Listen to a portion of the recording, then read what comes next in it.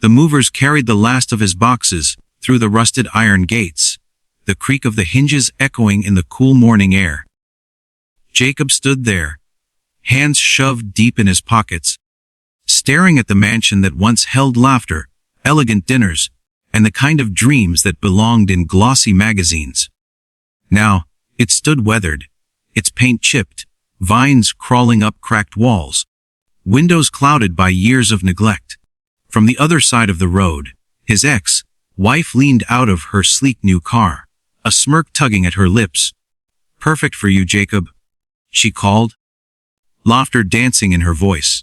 "Ruins for a ruined man." She pressed the accelerator and sped away, leaving a trail of mocking perfume in the air. Jacob didn't flinch. He didn't respond. Truth, he simply watched her drive off, then turned back to the crumbling house with something unusual in his eyes. Not bitterness, not despair, but resolve. Because what no one knew, not his ex-wife, not his neighbors, not the whispers circling about the divorce, was that Jacob wasn't ruined at all.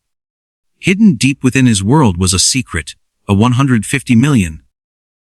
Money earned not from arrogance or greed, but from decades of persistence, quiet investments, and sleepless nights working on ideas everyone once dismissed.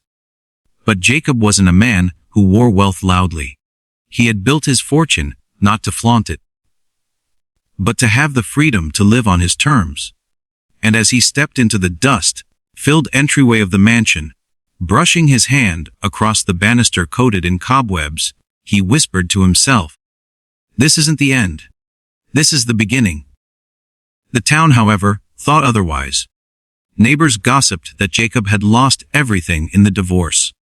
They said he was pathetic, a man broken by betrayal, choosing to live in ruins because he couldn't afford better.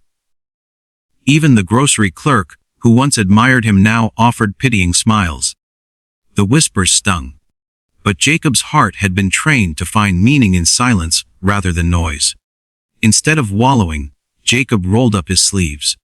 Every day, he worked on the house, not hiring contractors, but doing what he could himself.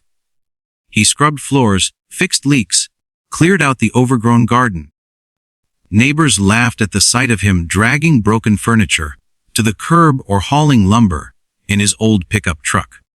One day, a boy from down the road stopped by, curiosity gleaming in his eyes.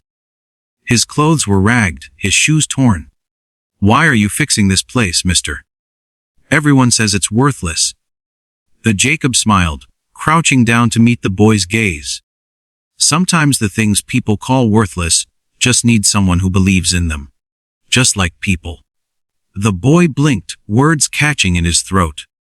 He returned the next day, and the next. Soon, other kids from the neighborhood began showing up, offering small hands to help Jacob paint fences, carry tools, sweep hallways. What began as one man's quiet project turned into a gathering place for children who had nowhere else to go. Jacob never told them about the millions. Instead, he gave them what money couldn't buy: patience, attention, and the feeling of being seen. He taught them how to mend broken boards, how to plant seeds in the soil, how to breathe life into things abandoned. In return, their laughter filled the empty halls of the mansion, transforming it from a ruin into a home filled with warmth. One afternoon, his ex-wife returned, curiosity pulling her back when she heard the mansion wasn't so lifeless anymore. She arrived expecting to find Jacob alone, bitter, defeated. Instead, she found children running across the lawn, flowers blooming where weeds once strangled the earth, music spilling from the windows. Jacob stood at the porch, his shirt rolled up, his hands stained with paint. When she saw him, her smirk faltered. For the first time, she noticed something she had forgotten: the light in his eyes, the quiet strength she had once fallen in love with. "You're different," she murmured, her voice laced with disbelief. "No," Jacob replied softly, almost kindly. "I'm just me. Maybe for the first time in years." She left that day confused, shaken, Truth, unable to reconcile the man she mocked with the man who had rebuilt his world. But Jacob didn't dwell on her anymore. He had something far greater than revenge. He had purpose. Weeks turned into months, and the mansion transformed. The town, once mocking, began to admire. Parents who had ignored Jacob now came by, thanking him for guiding their children. Strangers stopped to see the gardens, the restored walls, the laughter that spilled out of what once was broken. And then came the twist. When a storm devastated part of the town, flooding streets, destroying homes, Jacob quietly stepped forward. Through a trust no one knew he owned, he funded rebuilding projects, emergency shelters, and food distribution centers. The town was stunned. The man they thought was broke had saved them, when no one else could. But Jacob never put his name on the donations.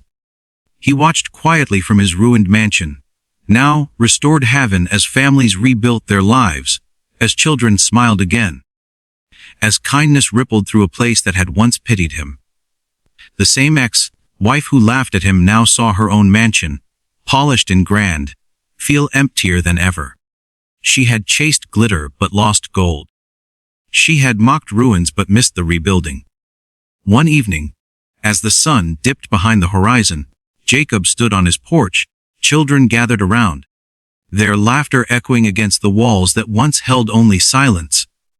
He looked at the faces before him, innocent, hopeful, alive, and realized that true wealth wasn't the 150 million in his accounts. It was this. It was the chance to turn brokenness into beauty. It was proving that kindness could outlast betrayal. It was knowing that sometimes the ruins people laugh at can become the very foundations that inspire others to rise.